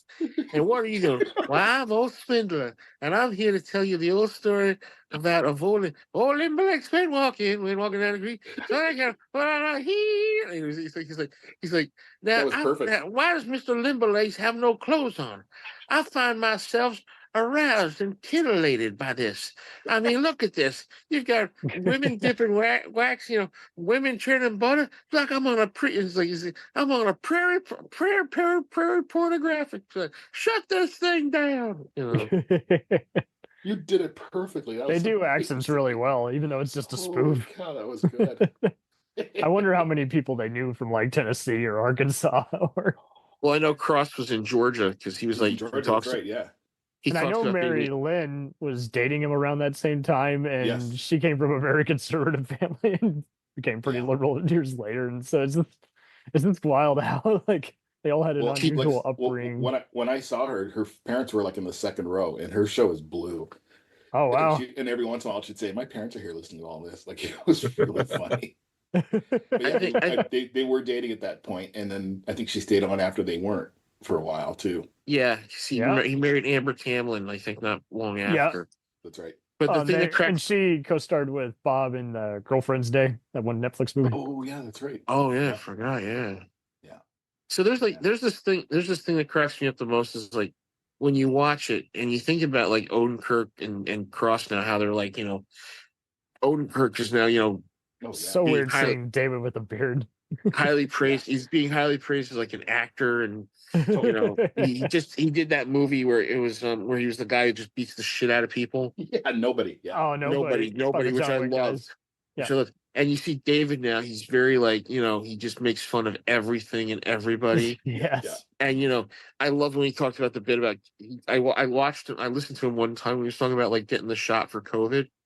And he's like, he starts making fun of everybody. He's like, I'm not taking that shot because the government doesn't control me, okay? And they don't control me, and they don't control you, and I'm not getting the shot because I have a medical condition. A medical condition. It's called. And he says something. I've heard that.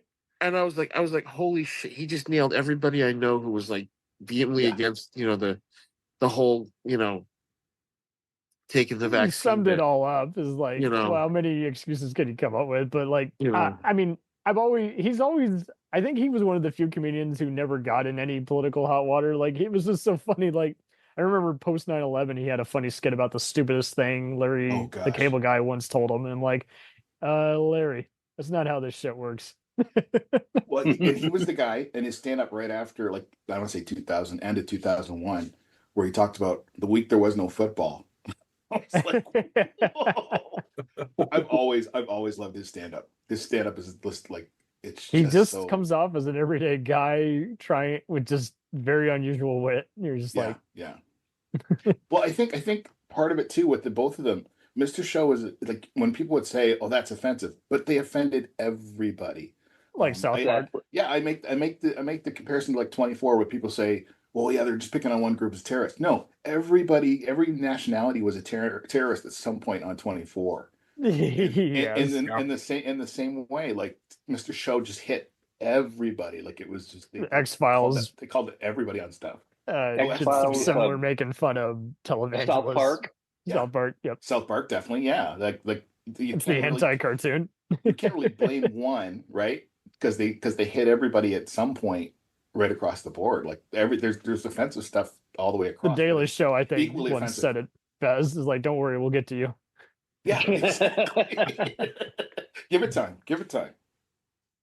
But yeah, especially the Operation Hell on Earth sketch. Like it just hits everybody right across the board, and it's frighteningly true, but it was really well done. I wonder how many of them were scarred just going to just very radical churches growing up. They're like, Mom, Dad, stop bringing me to this. I know. They were taking notes. I know that David Cross was Jewish. Yes. But he said when growing up in Georgia, being like one of the few Jewish kids in Georgia, it's like he would experience that like anti-Semitism that wasn't anti-Semitism. Yeah, but it was with a smile. Like, now David, we're having ham. Are you allowed to have ham? He says, well, no, I can have it, but it's just generally against my religion. Well, your people, we do think your people did kill Christ. He's like, well, yeah, but it's like thousands of years ago. Who cares? He's like, well, we're just told this in the Bible. It's oh just my God! It's like, and he's like, and I just hear that voice, that sugary, syrupy voice sheep that Southern women make when they're trying to tell you, you're not worth anything, but you are. Yeah, saying it as nice as you can say it. Yeah. Bless your heart. I think they all took notes. Certainly, oh God! Certainly Yeah. Dino, they had to. Certainly, Dino with Morel Orel, like he was taking notes all the way through. There's good comedy in there. Yeah, there is. I read somewhere once that the biggest group of atheists are typically come from former Catholics. Yeah. Yep. Oh wow. And it kind of makes sense if you really think about it. You reserved lifestyle and now. Yep, you look back at the comedy of George Carlin too. He talked a lot about growing up in a Catholic, but then also talking about all the other things that he experienced in Morningside Heights, which he hated. But it was called what do you used to call it? White Harlem. Yeah, it was White Harlem. Yeah, that's right. Yep. Morningside Heights. Yeah. I think that's why they were Harlem. so good at making fun of so many things, because like half the time they're making you realize half of it, an insult generally doesn't make sense to begin with. You're like, what does that mean? And you do see it in their stand-up, and I'm surprised Bob hasn't done more. And with Mary Lynn, she's done so much and been on sketch shows. I'm surprised she hasn't hosted her own thing. She's ready. Oh, totally. Yeah, absolutely. Yeah. Well, it's interesting too. Like I didn't know about the connection with Ackerman until like I was already hooked on Comedy Bang Bang. And then when I watch it, I go, oh yeah, that makes sense. Like there's a lot of Mr. Show flavor throughout all the seasons of Comedy Bang Bang. Just some of there's Forville. Do you remember the sketch with Forville? And it's Saturday Night Live. True. Saturday Night Live guy. What's his name? Monahan. Bobby Monahan. Bobby Monahan, yeah. Just look up Forville and Comedy Bang Bang. It is the most Mr. Show thing about that whole. It's so funny, and you don't know why you're laughing. Just like every time I watch Mr. Show, for sure. But Ackerman, there's a thread of like, and Ackerman wasn't on a lot, right? More near the end of the series, if I remember correctly. I don't think was Ackerman involved at the beginning of Mr. Show. No, it was towards the end, I think. It was toward the end, yeah. And I think I just was watching an episode and I'm like, hey, I know that guy. But yeah, like there's a thread of Mr. Show throughout Comedy Bang Bang. If you haven't watched that yet, that's a pretty funny show. Why what? And I'll have to look that up. I've seen it here and there, but Yeah, just look great. at I've seen a few episodes. FOURVEL. Just look at Forvel, and it's out of control. It's out of control. It's very stabby. Let's just say that. Very stabby.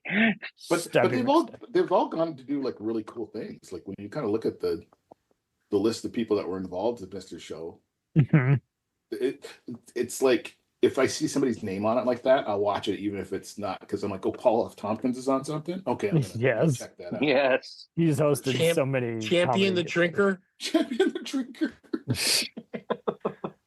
And the Sarah Silverman program arguably is probably the next step from Mr. Show. I mean, that's where Dan Harmon, community creator, got his start. But I mean, how they portrayed God on there was wild. Tucker Smallwood. Oh, there were there was so many great just lines that were like her drinking the cough syrup at the pharmacy. Oh my God. It's funny that you mentioned Dana Harmon, because one of the things I thought of when watching some of Mr. Show was that there were a lot of things, absurd concepts, and they reminded me a lot of the different classes that they had at Greendale. Yes. And they're all like useless classes. Like there's like a who's the boss class, and you're just like, yes. What? I think Mr. Show, like, to me, that's why I love sketch comedy, but Mr. Show will always be the top one, even over Python, which a lot of people get upset about. But I'm like, they created so many shows out of just doing Mr. Show for 4 years. That was just really typing it out loud with their buddies. They were in a friendly atmosphere. I think writers came out of like, oh, I guess we can do anything, because Mr. Show did. I can do anything. I just love the one with the two. My favorite thing about it was, first off, seeing Bob Odenkirk doing God as whatchamacallit, the guy who's the producer. Oh, shit. Yeah, like fuck. The one where he's recording like God, he's recording God's autobiography as God. Yes, he's playing like a Robert. Robert Evans. Robert Evans. You know. Yes. Yeah. I'm like the kid stays in the picture. Yeah. He's like it's Super Bowl picture. It's Super Bowl Sunday, 1976. I got a prayer from Terry Bradshaw. Please, come on, Terry. I'm having a schwitz. All right. You'll hit that pass deep in the end zone. You know. And then the one I loved was. The one I love was, I'll marry you. I'll beat you, stupid ass. I'll kick you. Like the two guys are arguing. They fall. Like they have an argument over a sweater, and they like break up. It's like, I'm sorry, I'm being you, stupid ass. You know. So God has a nightclub that's heaven, and he comes out. He's got the limo. He's like, thank you. He's like, my son, to my son Jesus, I love you, babe. Yeah.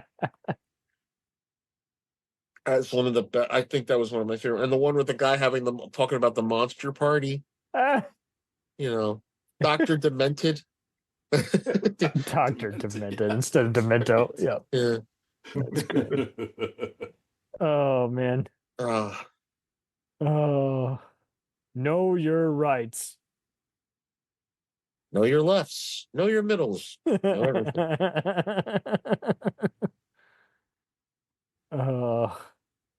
I don't think Tenacious D and the Pick of Destiny would have happened. No, I think Tenacious D kind of came out of that. Oh, absolutely did. Like they discovered him and they're like, this dude's funny. Well, they got Jack Black, and Jack Black was with Kyle Glass already, and like that's what I love about him. Like Brian and Sarah, like I think that's why they learned how to be ensemble people, because so many times you see them in skets, especially in the subway argument skit. Yeah, like, they're just like, they learned all the rules of improv. Like this is how you do improv. You know, it's like, and I think a lot of people just think, oh, I just am given, you know, suggestions in a hat. I'm like, no, it's all kinds of things. Like if you negate, the scene dies. And yeah, honestly, Just say yes more often. Just say yes. Sure, I'll go to this stupid dance. Sure, I'll go to this concert that I'm not interested in. Sure, I'll get on the first plane and get there early. Why not? Why not? Why not? Make your life easier. Say yes. Oh, yeah. That's good stuff. It was good stuff, man. I was super excited about Mr. Show. I'm glad you could come by. It's been a minute, my dude. It's been a while, yeah. Paul, glad we could have you back on. Thank you very much. Most people don't say that about me, but thank you very much. Good talking to you right now. You again? What's that like? Who the hell is this guy? I do think the HBO Max remastered it pretty well. It wasn't like with some moments where I was watching shows like Oz and Larry Sanders recently, and it was like, that looks like they had trouble adjusting the HD there just because of how it was filmed back then on the video cassette look, you know. So it looks good on HBO Max? Yeah, I thought so. It wasn't, I mean, except when it's deliberately bad, like it's one of the infomercials where it's going to have a static breaking up. Yeah. Bag Hutch or anything like that. Or like a drive-in movie, yeah. Yeah. And it's hard to believe that I think Phil Lord, the Lego movie guys, he was one of the main directors on this. You're like, what the hell? Okay. Yeah. Truly, everything Everybody. is awesome. Everybody, Bob and David, you're awesome. What character would have made a better movie, do you think? Because Ronnie is a funny character. It's just the movie got chopped up to bits. Oh yeah. I mean, Racist of the 25th century. Fart and Gary, I would watch. In the 25th century, that would be fun. I would watch The Story of Everest over and over again. That sounds like a screenplay to me. I'll go a different route. I would like to see sort of the fucking behind the music kind of thing with the two stores, the mom and pop store and the bigger store. I would love to see that developed. Yeah, that'd be pretty good. Fairsley's. It'd be a mockumentary, much like Spinal Tap. Perfect. Yes. We've got apples. Always had apples. He's in a barrel of apples. Oh man. Wah. I wonder how many bad. I'm Ron Gibbons. It'd be cool to even just do a random survey of how many, giant mom and pop places they went to in LA just to get inspiration. And how many of them are still active, like still around. Yeah. Probably. That's you I'm making fun of on that skit that I did 30 years ago. I think all they had to do is kind of walk around and take notes. Just walk around, drive yourself crazy. I walked around in San Francisco. I have not walked around in LA, so I don't know. But where did the ventriloquism sketch came from? I don't even know. Ventriloquism was big. They must have been at a party or something. Maybe seen some skit on Jay Leno, I guess. Could be East Coast and West Coast ventriloquism. What was the name of the entertainment agency? We have clients that don't use the F. Fun. What was it? Candy Evans at. Yes. Oh my god. Shit. Can't remember. I remember the freaking Fun Time. Was it Fun Time Entertainment or something like that? I think it was. That was something like that. Yeah. Choo Choo the Herky Jerky Dancer. Maybe that was an aim at Achy Breaky Heart. We have. You know what? Did I miss the Josh Fenderman discussion? And Honesty and Motion? Oh, that's right. And it's Punkinity. Oh man. I forgot to bring out the toppermost of all. The line was something about him being the toppermost artist of his century or something. I love that. Or what about Week Long Romance? Do you remember when the guy's talking about how they broke up a week ago? Yeah. Then I joined a Christian rock band. We toured the country. The bit where they go to the pharmacist to get some medical marijuana. Yes. Yeah. Yep. Oh no, my favorite was the one where they did the goof on the kids show, but they're all like, I can't wait to get a job. Yeah, and I can't wait to. Maybe that was an inspiration for Death to Smoochie. I don't know. I'm so tired of slacking off. I better go get a job. Oh, there is one in the reboot where they have the kid who's like saying offensive stuff. He's like, but you, mom and dad, you told me to say that for the joke or something like that. That's right. Very zany. And like every sketch. It's funny you brought up that's those other specific ones. I just shared one with James last week, which was the "You're Fired" sketch. It's like, you're rehired. Well, you can't just do that. Fired again. You can't just do that. You're fired again. Hey, you know what? Up yours. Yeah, you know what? What? You're fired. It's like, and you're just going the whole thing. You're like, are they doing this for real? Are they pranking each other? Nope, they're being an asshole. It really is firing him and then rehiring him. You know what? Up yours too. Really? Yeah. Well, you know what? Okay. Well, is it up yours? And you know what? I need someone like you. Okay, fine. So they do that, and then they go, yeah. You know, up yours too. Really? Yeah. And you're fired. Yeah. Let's take a fucking break. Hey, you know what? What? You're still fired. You know. Oh my word! It did kind of. I feel like country with their own currency. What was that? Was that season 2? Oh yeah, I love that. Yeah, the own currency. And then they go to Anne Frank's. Oh my God! For the beanbag, right? For the beanbag. We placed 5 beanbags all over the world. There was some similar sketches when Chris Rock had his own HBO sketch show that I definitely think came out of this around that same time a year later. I think you're right. The offensive military recruitment. Yep. How to get your ass kicked by the police. So there you go. Bob and David stole that for the know your rights. I really like the one bit where David Cross was like the only member of his own country. Oh my God. The only member.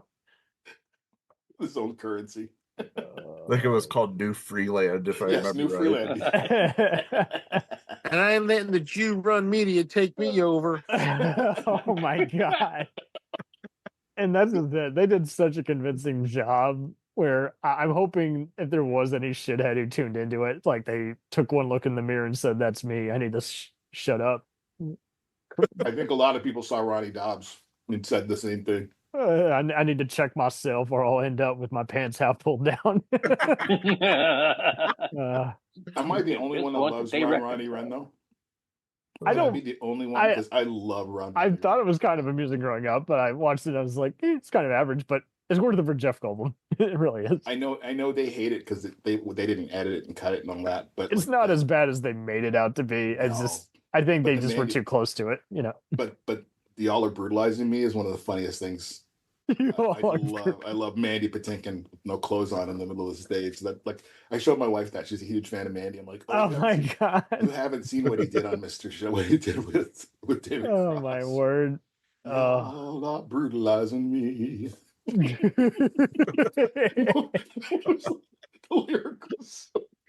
I think Gary Shandling appeared in it. I think. Yeah, that's right. There were a lot of people showed up. Like I've got it upstairs. I might have to watch that again. There you go, man. It was on Morel Orel. That's see. You have to be very careful when you say Morel Orel. Morel Orel. The moral of the story. The moral of the story. Well, Morel, we're going to need you to bet. Oh, no. No. I think I'll watch Davy Goliath and then I'll watch Morel Orel. I think that's you got to realize with Davy and Goliath when they walk like they have like some sort of like problem with their legs. Yeah. They can't walk normally. They got big ass feet, like they're They're doing the keep on trucking thing, and I don't think your mother wants you to go into the well, Davy. Oh no, Davy! What about Davy? What about me telling you to shoot every blonde-haired girl in a? Oh, shut up, Goliath! You know nobody's going to listen. I'm not Goliath. I'm the son of Sam. that was Mad TV, wasn't it? Was that Mad TV? I think it was. Oh that my was God! great. Yeah, that's another. You know what, Davy? If We you talked go about around, the Simpsons parody a while back. Davy, you shouldn't park your car there. You're going to get parking tickets. Oh, be quiet, Goliath. You know the cops are going to be on to you. Davy, Goliath, shut up. Davy, you know what? What? Go out and kill again in my name. Then Oh you'll my be. God! Oh man! That was so good. Well, they go all our Davy and Goliath fan listeners. Yeah, sorry guys. Sorry, not sorry. But I feel like so many of us though. I definitely feel like later Mad TV definitely was inspired by how Demented is like, okay, we don't want to be like SNL, but we do want to be as just crazy as the magazine itself. And I'm sure they were looking at Mr. Show for standards. I mean, especially during the Big Bird got the bird flu skit. Well, the thing I've always said about Mr. Show was thank God it was on when Saturday Night Live was going through that downturn, because I can remember Saturday Night Live being in such a bad place. Well, and, I mean, that's just it. I mean, Sarah Silverman, she's and Garofalo, they're like, we were traded terribly by Lorne. He didn't use us at all. Yeah. And so then what do we got to do other than help out on the Ben Stiller show? And we win an Emmy, but it just got canceled. And we're helping out our friend who's now become a big thing. His name is Conan. Well, the thing was that you got to realize, like, Mr. Show comes on in 95. So 95, 94, 95. That's when Saturday Night Live 4 goes to through 10 that, episodes a season. And you're like, man, that's. Yeah, it's a swing. It's a swing, like it was like they would pull the plug on a lot of people. A lot of people would just leave, like Norm Macdonald left. He would have been amusing on this. Oh yeah, he would have been great on that. But I mean, the thing I said was, Mr. Show was like saying, okay, look, you don't need an hour and a half to do these great sketches. You just need 30 minutes. I mean, Ryan and I have talked about how TV is now cable length, where it's 10 to 12 episodes. Writers love it because they don't have to risk having a filler episode that really only accomplishes like a quarter of things. Yeah. And I think the thing that blows my mind is when you watch Mr. Show, you gotta realize it's the 1990s. We're now it's almost 30 years after even the fact. dial-up internet. We're 30 years after. We're 30 years after that, and look where we are, comedy wise, sketch wise. Nothing makes sense. Nothing's. It's like they're getting weirder, but not better. Yeah, it's like they're getting weird. It's like watching somebody fart in a bathtub, and you're like, okay, and then you look at it later, like, oh, they didn't fart. They're just sitting on a duck. But so I mean, that's. You know what? That would be better if Bob and David did it. Oh yeah. Who sat on a duck in this bathtub? Why? Did you fart? No, I sat on a. No, you sat What's on a wrong duck. with that? So what if I did? So what if I did? Yeah. Oh my God. All right. Oh man. Hey guys, it's been a delight. It has been. Are we gonna do concerts or no? I could say that for our. We could say that for our sexploitation one, unless you guys want to. I'm up for that. Yes, that'll come out on Valentine's Day. So, yeah. Love, exciting, and rude. Come aboard. You'll Speaking see of which- bushes too. Oh, guess what? Good news for you, James, Mr. Grindhouse. The entire Russ Meyer catalog just got bought by Severin Films. Oh yes, I just heard that. Yeah, but it's not the 20th Century Fox stuff. It's not the. It's not the 7 minutes. I know. Or the It's all the other stuff you can't buy. It's beneath the Super Vixens, the Alpha Vixen, Super Vixens, and beyond beneath beneath the Valley, the Ultra Vixens, which there's 3 key movies if you want to know what sexploitation is. I just find it funny having to describe what a B movie is to everybody. I'm like, see, it can be something like Indiana Jones or Phantasm, or it can be a small, low budget it's a stupid movie with, Here's something funny I found out. You guys, there's a movie called Kenny and Company, right? It's a kids movie, right? By Don Cascarelli, yes. Yeah, I just saw it recently. Pasquarelli Oh my God.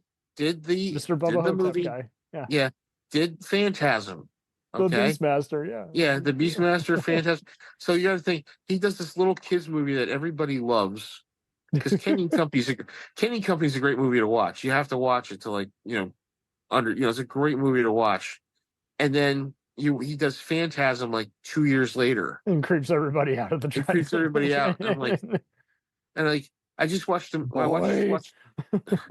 I just watched Mystery Science Theater recently, and they did the movie Munchie, right? Oh my word! Oh God! And I realized Angus Scrimm is in that movie as when he's having the daydream about being dead in the Jim coffin. Wynorski, who Ryan will love, is a big 24 fan. He loves using stock footage and having these adult film stars and using stock footage of monsters and explosions from better movies. But he loves using the tall man in that. And what's the Killbot movie?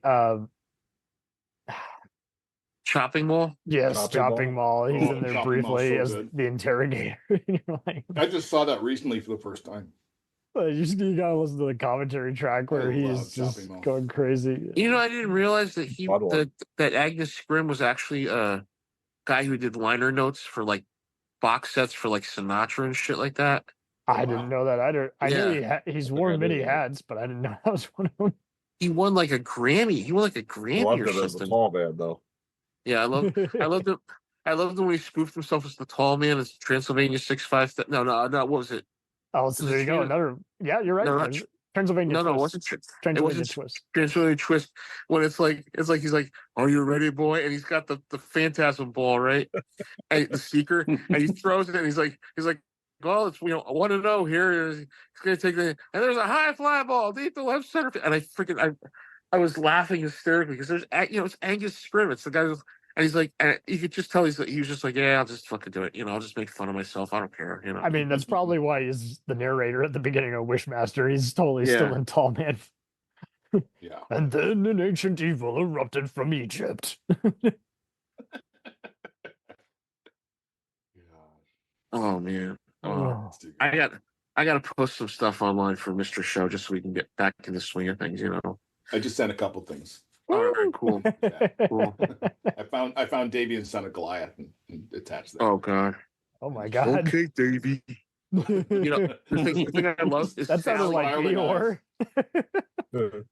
Look up Opie and Anthony, Otto and George, Davy and Goliath. It is fucking hilarious because it's like like he goes to the back, they're like, hey, what is that? That's an old Jewish woman yelling at somebody. Oh my God. Very specific. Oh God, it's just Jim Norton, who's a comedian, was on that show. It was like the comic on the show. He just said some shit that's so off the wall. It's just like it's just off the wall. It's Opie and Anthony, Davy and Goliath. Good. Okay, found it. Yeah. Oh, and it's Otto, the late Otto Peterson from Otto and George, who were a X-rated puppet act that I loved. Where Otto would have George on his thing, and George would just say things like, That's kind of what's was that referenced in the Howard Stern biography, Private Parts, when he's doing the naughty puppets? No. The beginning as a kid, totally different. No. Otto and George were these. It was an act, right? So they were pretty much well known. They were. Well, James, this whole podcast is an act.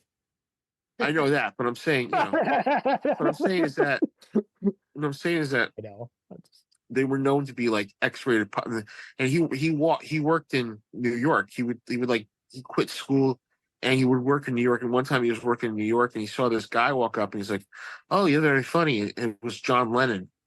John Lennon was in New York. So then one time, so then where he started doing clubs and he started doing this X-rated act with a puppet, and he would move his mouth, but he would move the puppet's mouth, so you could tell, he wasn't like Edgar Bergen, where Edgar Bergen, it was just funny to watch, and he he would just the puppet would say shit that was so off the wall. You'd be laughing hysterically, like this guy walks out and he says that's where Jeff Dunham was born. Well, no, Jeff Dunham. Like the guy's walking out, and then George goes, "I hope your next shit is square." Like that. Oh my god, he uses a bit of that definitely in the Eskimo skit. Oh man! All right, let me get going, guys. I got stuff to do. I got my in-laws coming. We got bills to pay. All right, would you like to They're promote coming your over tonight? show Yeah. real fast? Go tell some. I love this. Thank you, guys. That was awesome. Come back again, man. Come back. Absolutely. Thank you. I showed him the date for the RoboCop one. Yes, definitely RoboCop. I live right across from Detroit, so that I saw it on opening night in Detroit. I was there. Don't move, creep. Remember when RoboCop shot that dude in the dick? Yeah. If only that character had been played by Steven Seagal, it would have been so much better. Oh, by the way, did you guys see the thing I posted about Steven Seagal? How like Chuck Norris and Jean-Claude Van Damme were just like ripping him a new one. Yeah. No, I didn't. Wow. Yeah. Yeah. We like making fun of cheesy action stars. Yeah. But Steven Seagal said he studied under this guy who was a Hapkido master.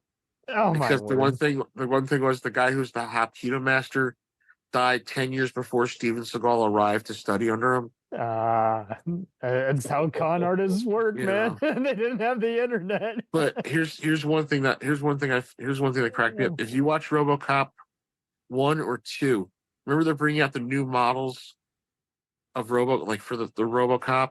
Yeah. Oh and yeah. One comes out, takes off the helmet, and it's a screaming skull. What the hell was up with that? I didn't get that. Yeah, I vaguely remember that. Yeah. I thought that was just an illusion, just showing, hey, they're already dead, but they're technically still alive. But it was weird. There was mistakes in prototyping. I blame found Skynet. I found online the TV edit of RoboCop. I can send it. I'll send it to Cameron if you guys want it. Yeah. All 5 minutes of it? Yes. It's even on the Arrow Blu-ray. Oh yeah. You can is it play really? it at certain segments. Is like kind of like the Scarface Blu-rays, like play TV edit. Pause the movie, play TV edit. Mother, father, Freak you. Chinese dentist. What the flip? Yeah. You stay there, egg roll.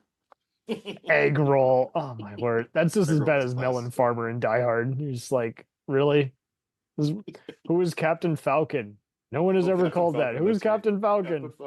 The video game character? I would watch TV edits all day. They're a trip, man. They're a trip. I want them to take like Pulp Fiction and do a TV edit. I've never seen that one. I'd like to see that one. Oh, it's bad, especially on VH1. Freak me. Police. I'll do it tonight. Pumping your chest. All right, guys. I'm gonna get going. Always I'll the see light you around. gang. I'll let you know when the episode drops in. All right. Break on through to the other comedic side. See you in the Thanks, drop Cam. zone, guys. Always a delight, my dude. Thank you very much. Thanks for the invite. Always glad having you on, man. Yeah, thank you. I'm gonna get going too. You know it, my dude. All right, everyone get some sleep. Yeah.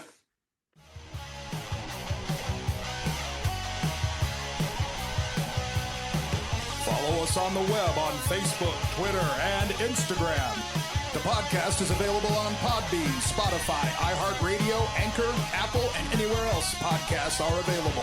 Feel free to review our show and leave comments on any of those sites. Thanks a million for listening. It's a jacked up